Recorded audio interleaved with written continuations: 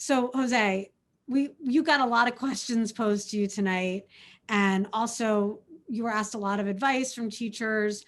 And one thing that stood out to me a lot were just I asked you. I mean, there's so many different changes that need to be made. I asked you. I think I asked you for only three, which I was probably more challenging than asking for 10 or 20 or 30.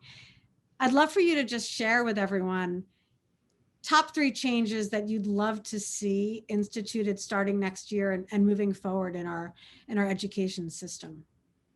Well, I mean, the biggest vision is always to make sure that we properly pay educators across the board.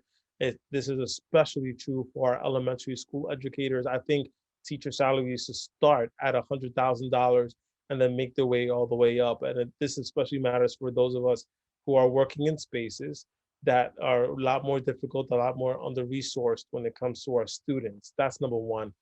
Secondly, we have to make sure that we have adequate resources. We keep hearing things about how we can't throw money at the problem. We should actually try throwing money at the problem because we've never actually done that as a country, and that goes from everything from good air supply to good water supply to making sure that buildings are upgraded to 21st century standards for environmental standards.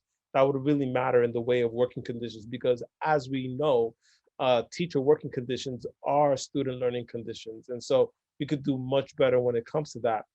The third piece is a little bit more complicated, but I would say that we have to be thoughtful about how we get um, more social workers and counselors into schools. We recognize at this moment in time, there have been a lot of traumatic situations that happen.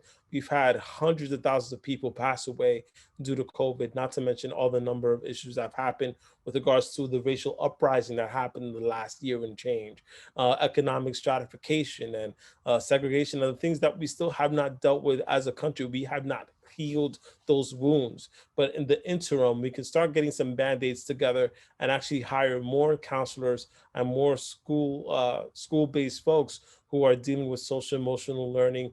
I would venture to say that caseloads for counselors and social workers should be no more than 75. If we can help that and get that even down to 50, I would be ever so grateful because I think we need more folks who are more in tune to what's happening with human beings in the classrooms, even more so than the academic purpose. And it's not to say that we're going to just lower expectations. If anything, it's a set of different expectations that allows for human beings to be their fullest selves in our most precious and vital of institutions, that is our schools.